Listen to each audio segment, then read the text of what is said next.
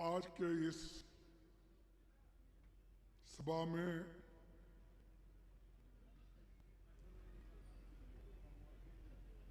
हमारे जो काजी निजामुद्दीन साहब हैं और यहाँ पर से 2 बार चुन के आए हुए एक्स MLA हमारे बुजुर्ग हसन अहमद साहब जी,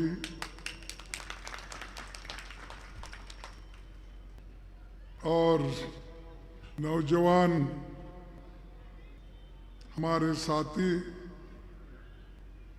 कांग्रेस के कैंडिडेट श्री अली मेहदी जी,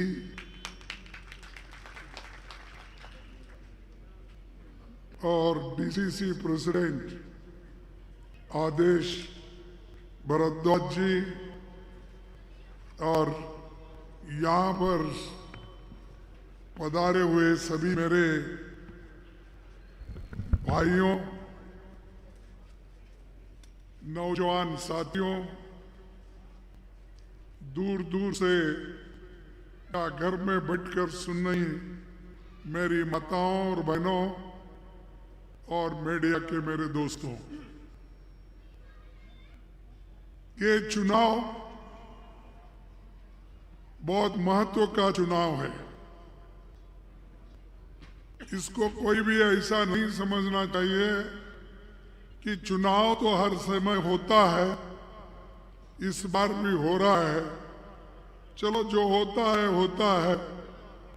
अगर समझ के कोई घर में चुप बैठेगा या अपने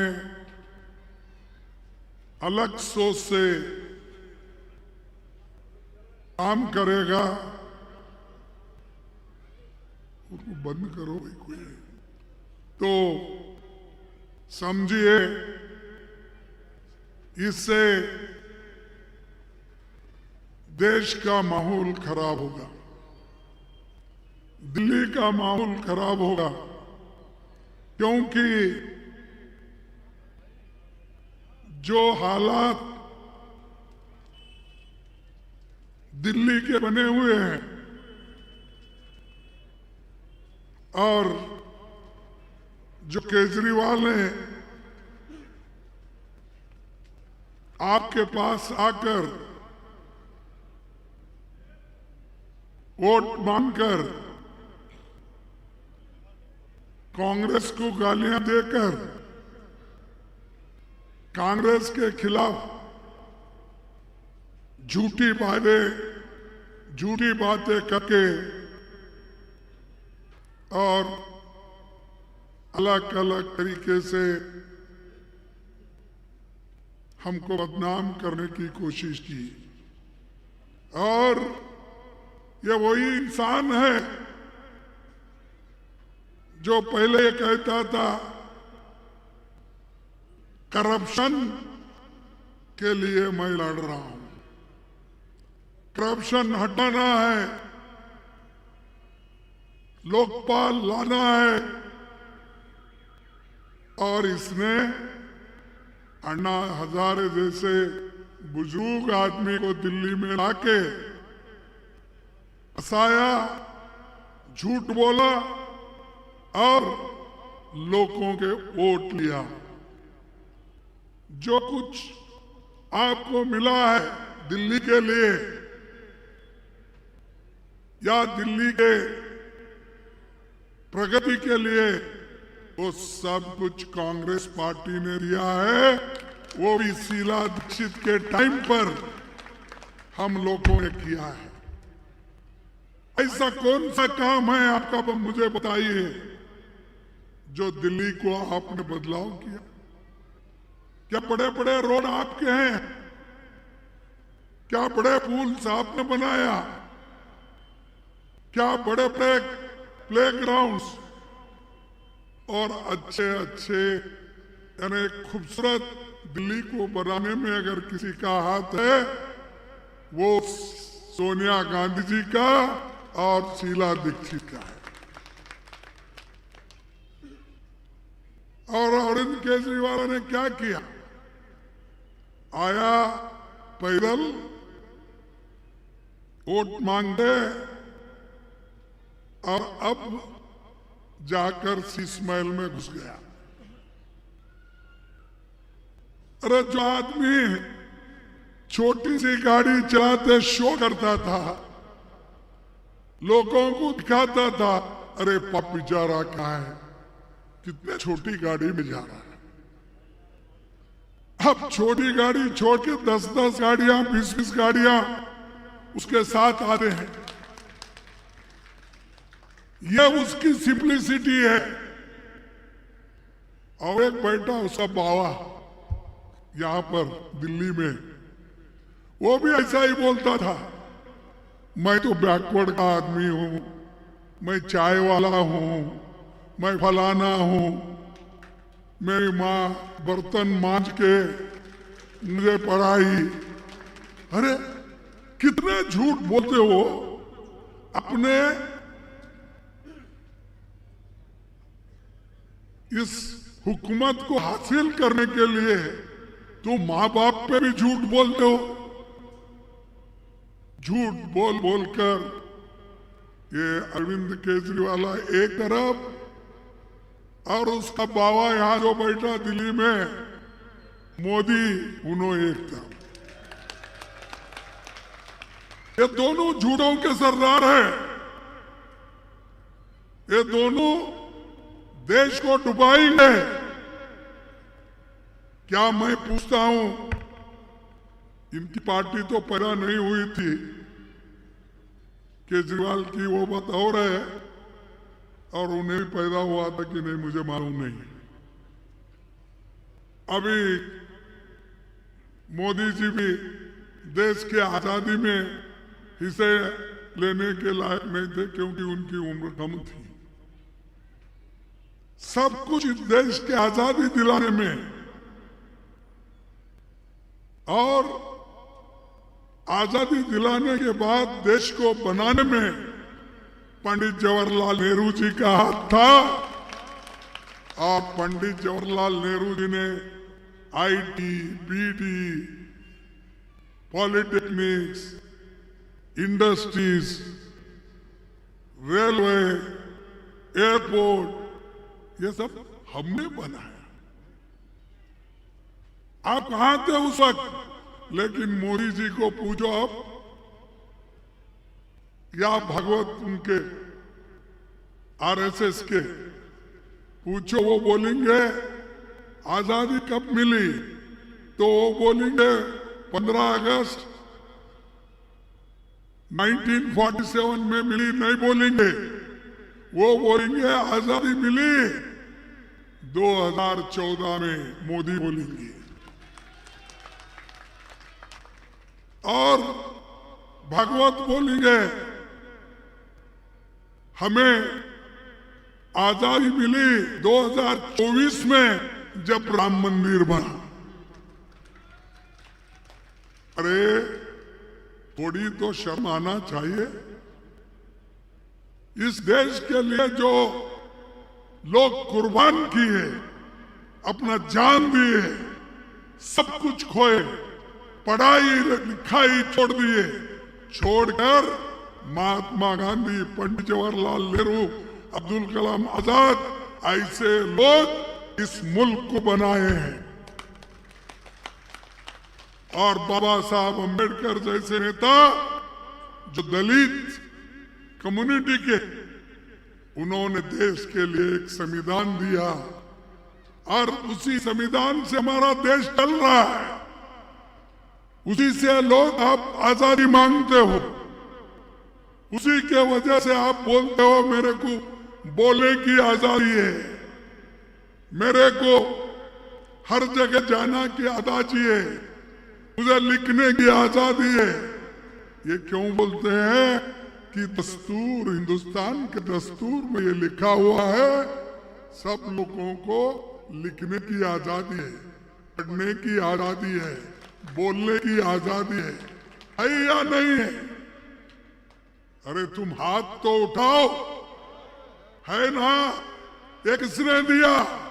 डॉक्टर अंबेडकर ने दिया, जवाहरलाल नेहरू जी ने दिया। अगर वो दस्तूर नहीं होता, वो संविधान नहीं होता, आप लोग कोई वोट देने का अधिकार भी नहीं होता। अगर यही मोदी जी की सरकार अगर उस वक्त जनसंघ था, अगर हुकूमत में आती तो देश को हमेशा हमेशा के लिए फिर से गुलामी में रखते थे। तो इसलिए भाइयों, मैं आपसे कह रहा हूं, आप अगर गुलामी से छुट्टी चाहते हैं तो कांग्रेस पार्टी को उड़ दो। कांग्रेस एक ऐसी पार्टी है, ये सबको लेके चलती है। यहां जैसा कि हमारे जो यहाँ के एक से मिले, हाँ, हसन अहमद साहब 10 साल काम किए। उसके बाद में किसी गली में कम से कम जहां खड्डे हैं वहां भर्ती करने का काम तो केजरीवाल किया, पानी दिया। फिर क्यों वोट देते भाई? उसको इस बार बोलो भाई आपकी झाड़ू है, वो झाड़ू लगा के आपको भेज देंगे। इस बार हम कांग्रेस को देने वाले हैं। क्यों? ये देश के हित में है। कौन चीफ मिनिस्टर बनेगा ये इंपॉर्टेंट नहीं है, लेकिन देश कौन बचाएगा, लोगों को कौन हिफाजत करेगा, लोगों की कौन भलाई करेगा, वो इंपॉर्टेंट है। और ये हम लोग कर सकते हैं। मैं वादा करता हूं, हमारे लोग हमेशा देश के लिए, लोगों के हिफाजत के लिए काम करते हुए आए हैं और आइंदा भी करेंगे।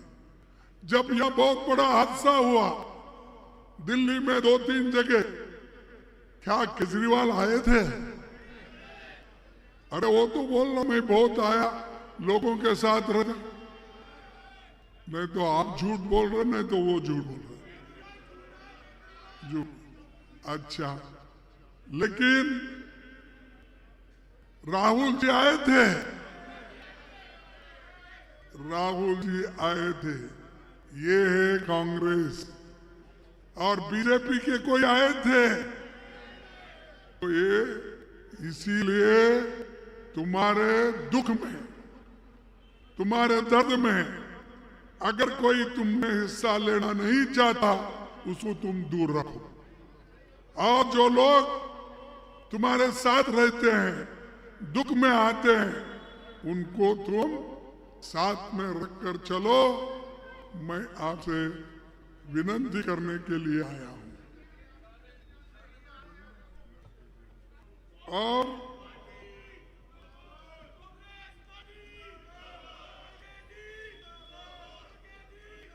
अब बीजेपी भी बड़ी कोशिश करती है, इतनी कोशिश करती है, पूरा सारा पैसा भी लगा रही है और झूठ के ऊपर झूठ बोलती है।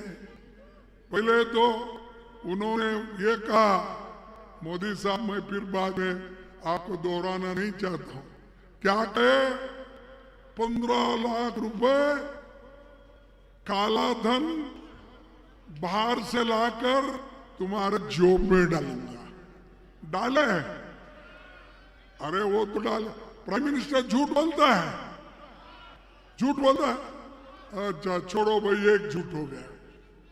और उन्होंने कहा, मैं नौजवान साथियों को, लोगों को 2 करोड़ नौकरियां हर साल दूंगा। 22 करोड़ नौकरियां मिले आपको, वो भी नहीं, तो ये भी झूठ। और उन्होंने कहा कि छोटे मोटे व्यापारियों को मैं कर्ज माफ करूंगा और उनको मैं कर्ज दिलाऊंगा, बैंकों को कहूंगा, ये बोले। किसको मिला भाई? मिला। और बोला किसानों को, या किसान तो कम है लेकिन आपके आजू बाजू तो किसान है। किसान लोगों को क्या बोला उन्होंने? किसानों को बोला, भाइयों, किसान भाइयों, तुम्हारे आमदनी को डबल करूंगा। तो वो मर रहे वहां, इनको चिंता नहीं है। तो मैं ये कहना चाहता हूं, इसीलिए मैं बार बार कहता हूं, मोदी साहब ये झूठों के सरदार है। और ये उनका बाप निकला, कौन? केजरीवाल। तो इन्होंने तो झूठ के ऊपर झूठ। और पानी, कोई बोला कि मैं सुना टीवी में कि हमारे केजरीवाल साहब बोल रहे थे कि जो पानी हरियाणा से आती है उसमें जहर मिलाया गया है, और वो होना बोल के किए हैं, बोल के वो बोलते हैं। ये सब झूठ है बोल के मोदी के लोग बोलते हैं। दोनों झूठ बोल रहे हैं, और ये दोनों एक सिक्के के दो पहलू हैं। इधर घुमाओ मोदी, इधर घुमाओ अगर केजरीवाल। तो इसीलिए भाइयों, इन झूठों को आप दूर रखिए। देश के हित में एक बार चांस दो। आपने तो 15 साल उनको चांस दिया, हमारे कैंडिडेट को एक बार दो। अब देखो इस मोहल्ले की हालत क्या होगी, लोगों के लिए क्या काम करेंगे, ये हम दिखा देंगे।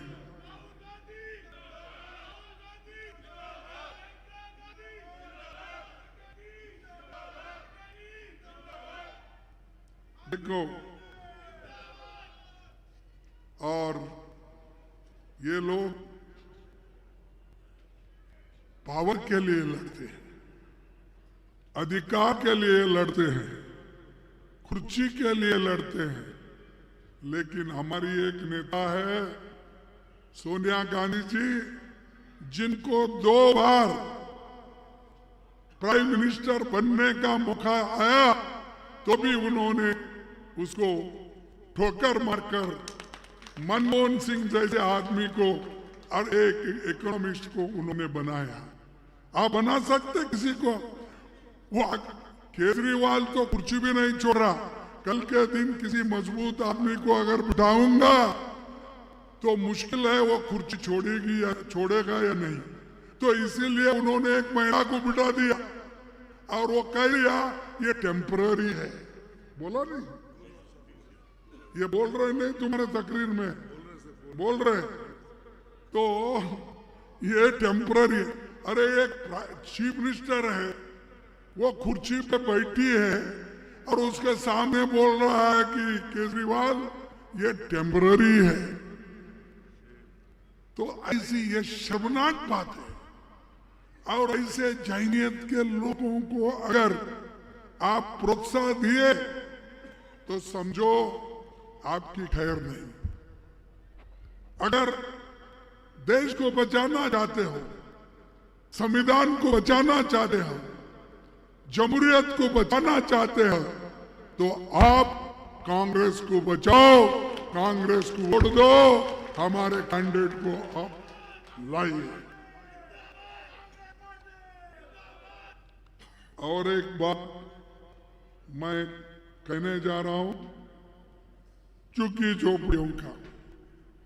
झुग्गी झोपड़ियां तो बहुत है, इसीलिए कि ये फैला हुआ है, और ये फैला हुआ रहने के वजह से हर कोने से यहाँ पर दिल्ली को लोग आते हैं।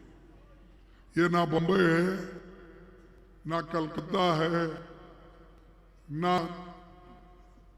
चेन्नई है, क्योंकि उसको तो समुंदर लगा है। लोग एक या दो तरफ से ही आते हैं, यहाँ तो 4 तरफ से आते हैं। क्योंकि ये खुला है दिल्ली, और इतना खुला है कि हर जात के, हर धर्म के, हर लोग इस जगह आते हैं। यहाँ किसी को पाबंदी नहीं है, हर मजहब के लोग यहाँ आ सकते हैं। लेकिन मोदी इसको भी रुकावट डालते हैं, कुछ न कुछ बोलते लोगों को भटकाते हैं। उन्होंने तो एक बार कहा था कि जब वो चीफ मिनिस्टर थे, कहा गुजरात के,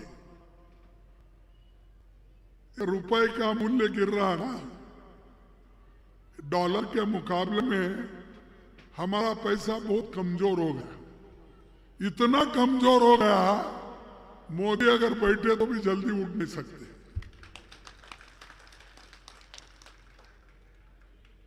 और यही मोदी जी बोले चीफ मिनिस्टर होके, हमारे जमाने में जब 60 रुपए था उस वक्त उन्होंने कहा यूपीए गवर्नमेंट में मनमोहन सिंह के जमाने में रुपए की कीमत गिर रही है, आईसीयू में है, इतनी पतली हो गई है, कब फटता मालूम नहीं।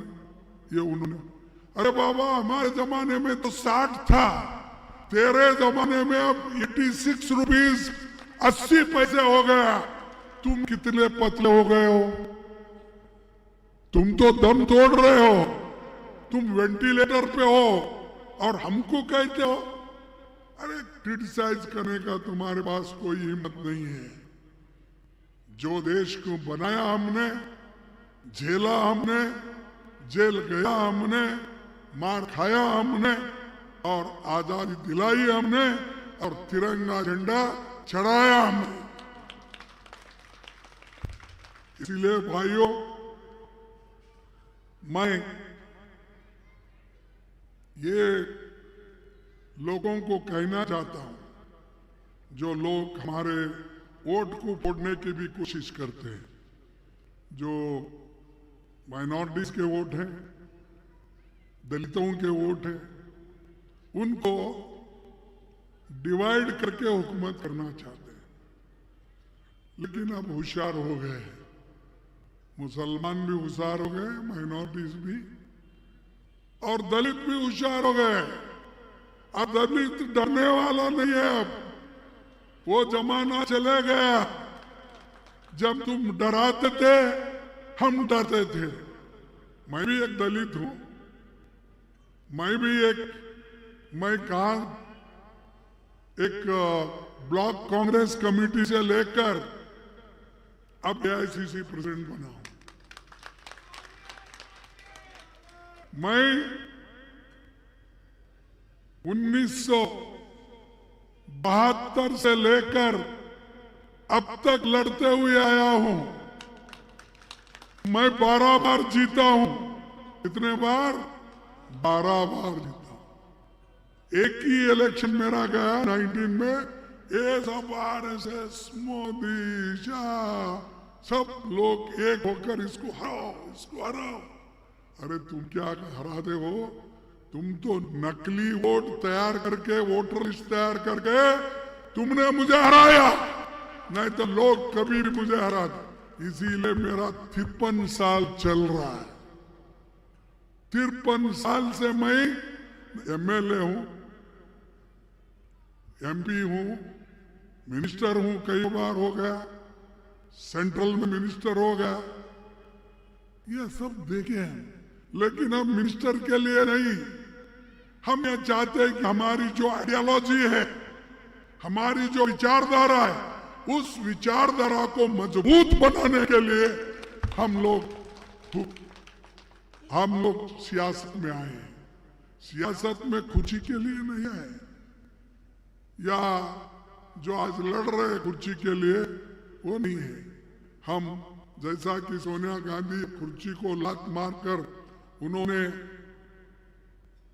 देश के लिए एक इकोनॉमिस्ट जो मनमोहन सिंह जी थे उनको लाया और देश को सुधार उन्होंने किया। ऐसे विचारधारा से हम आते हैं, लेकिन ये लोग लड़ते हैं। इसीलिए मोदी साहब भी ऐसा ही करते, कोई मजबूत आदमी को वो अपने पास नहीं रखते हैं। जरा मजबूत आदमी कोई दिखा उसको उधर हटा देते हैं और दूसरे को बगल में लेते हैं। तो इसलिए मेरे भाइयों, आप लोग जैसा कि आज एक होकर यहां पर आए हैं, वैसा ही एक होकर 5 तारीख को पंजे को वोट देना चाहिए। किसको वोट देना?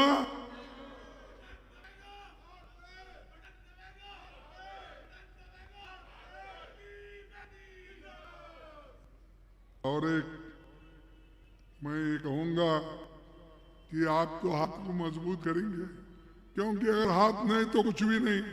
अरे हाथ नहीं है तो झाड़ू भी पकड़ते नहीं, हाथ नहीं है तो फूल भी नहीं पकड़ते हाथ में। जो कुछ है वो हाथ है, जो कुछ है ये हाथ में है मजबूती।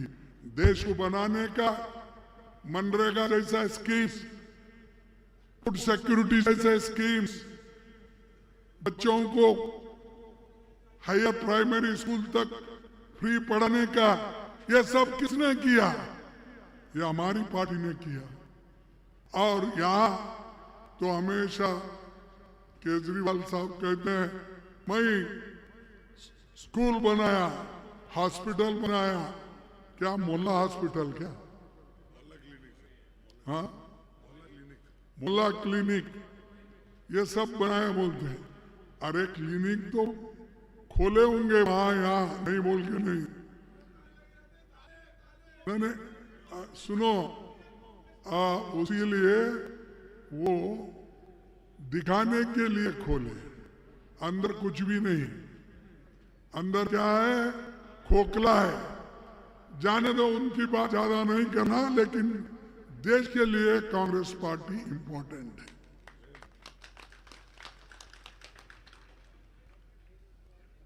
आज 2/3 मेजॉरिटी मोदी जी को नहीं मिली। क्यों? क्योंकि देश के लोग उनको मेजॉरिटी भी वोट नहीं दिलाए, उनको मेजॉरिटी नहीं है। आज 2 पैर लगा लिए उन्होंने। एक पैर चंद्रबाबू नायडू, आंध्रा के चीफ मिनिस्टर की पैर उनको लगी है मोदी जी को। एक पैर बिहार की को न अपने नीतीश जी का। ये 2 पैरों पे चल रहे हैं उन्होंने। अगर किसी ने झटका दिया तो कभी भी गिर सकते हो, नहीं तो 400 पार। कहाँ है भी 400 पार? आए 200 के ऊपर। ऐसे ये देखो, ये जो आदमी अहंकार से बात करता है वो बहुत दिन नहीं टिकता। और आज वो अहंकार किसी ने अगर तोड़ा है, देश के जनता ने तोड़ा, हिंदुस्तान के जनता ने तोड़ा। इसीलिए आज जरा कोई नया कानून ज्यादा नहीं ला रहे, नहीं तो फटाफट झटाझट। और ये बोलते हैं, पहले बोलते थे जब 2014 में वो आए थे, मैं अपोजिशन लीडर था उस वक्त हमारे कांग्रेस पार्टी, तो वो बोलते थे कांग्रेस का टिंगल करते थे और उठ के बोलते थे अब वो जमाना चले गया, ये जमाना अलग है। पहले क्या होते थे कि कोई भी योजना लटकता था, और क्या लटकना, पटकना, झटकना। अब हर फाइल वहां पर पेंडिंग है। केजरीवाल का भी फाइल पेंडिंग है। केजरीवाल तो रोज उठ के रोता है, मेरे को गवर्नर ने ऐसा किया, मेरी कुछ किया, मेरे माल को रंग लगाने नहीं दिया, मेरे को फलाना करने नहीं दिया, वो पाप बेचारा रोज रोई होता है। और मोदी जी गवर्नर को बोलते रहे थे, लेफ्टिनेंट गवर्नर को, अरे और उसको चुबाओ और अब चुबाओ। इसीलिए ये दोनों एक दूसरे से लड़ने में आपका फायदा है, कांग्रेस पार्टी को लाने में। और हम आपका जो भी काम है सर पे उठा के करेंगे।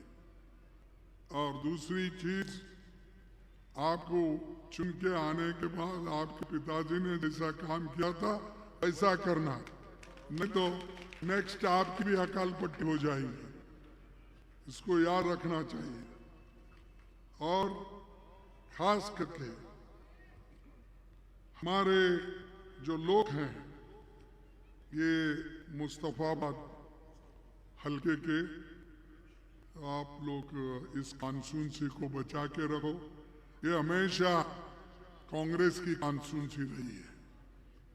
और मैं समझता हूं यहाँ के माइनॉरिटीज, दलित, बैकवर्ड्स एक होकर अगर काम करेंगे कोई नहीं हरा सकता, कोई नहीं हरा सकता।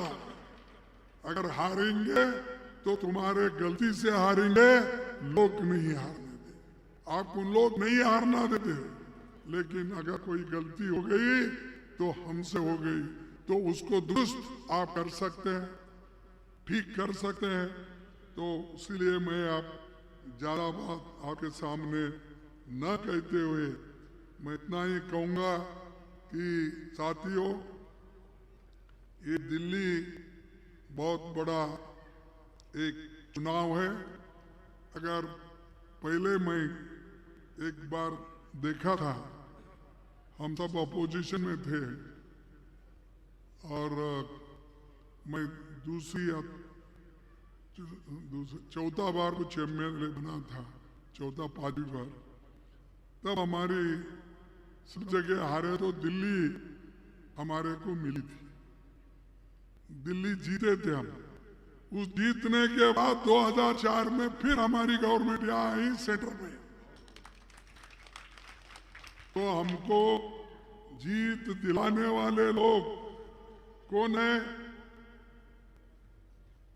तो दिल्ली के लोग हैं। और हमारे वायदे हैं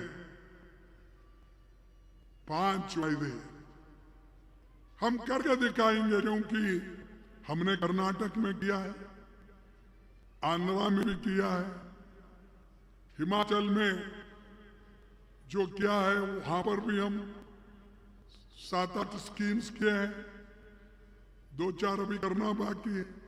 ये सब गरीबों के लिए हमने किया है। तो यहां हमारी योजना रहेगी, प्यारी दीदी योजना, 2500 रुपए महीना।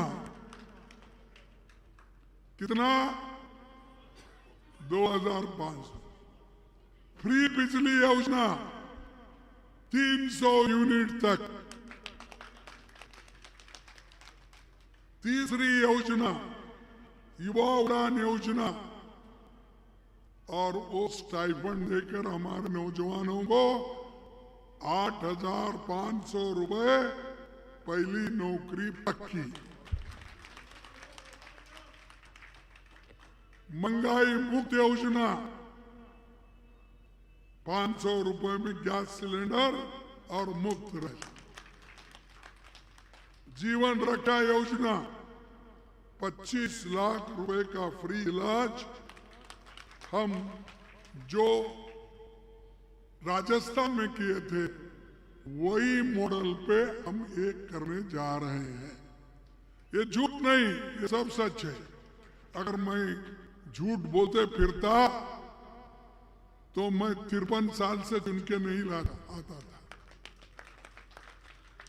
जो आया सच बोलते हुए है, और सच हमेशा सच ही होता है, झूठ झूठी होता है। तो इसलिए आप लोग एक होकर एक बात कहता हूं, मजबूत रहो, और दूसरे लोग कितना भी डराने की कोशिश किए तो आप डरो मत। और उसी तरह हम किसको डराने वाले भी नहीं है, लेकिन कोई डराता है, मुश्किल वहां आ जाती है, अपने आप को बचाने के लिए हम भी डराना पड़ता है। तो इसका मतलब यह नहीं भाई तुम जाके किसी को मारो, नहीं बोल रहा हूं। अगर कोई मुझे हिफाजत नहीं करता तो वो सरकार की जिम्मेदारी है। अगर लॉ एंड ऑर्डर बिगड़ गई तो उनका ये जिम्मेदारी होती है। तो इसीलिए मैं अपने भाइयों से यही करूंगा, सब मिलके रहो, सब एक होके रहो, और एक में ही ताकत है हमारी। इसीलिए मैं एक छोटा सा शायरी पढ़ता हूं। हिंदू या मुस्लिम के एहसासात को मत छेड़िए, हिंदू या मुस्लिम के एहसासात को मत छेड़िए, अपनी खुशी के लिए जज्बात को मत छेड़िए, अपनी खुशी के लिए जज्बात को मत छेड़िए, छेड़िए एक जंग मिलजुल कर गरीबी के खिलाफ। दोस्त मेरे मजहबी नगमात को मत छेड़िए। तो ये दिल में रखो, काम करो, जिता के लाओ। अगर जिता के नहीं लाया आपका नुकसान है, मेरा कोई नुकसान नहीं है। मेरा तो अब 83 ईयर्स हो गए, मेरा 83 ईयर्स हो गए। मैं तो 12-13 बार इलेक्ट होकर आया हूं। तो मेरे को कुछ लेना देना नहीं है, मेरे को सिर्फ लेना देना है इस देश को बचाना, समाज को बचाना, अपने आप को बचाना, संविधान को बचाना, लोकतंत्र को बचाना। शुक्रिया, सबको धन्यवाद। जय हिंद, जय हिंद, जय बापू। अरे बोलो जय बापू, जय भीम, जय भीम, जय संविधान, जय संविधान। सबको शुक्रिया, आदाब।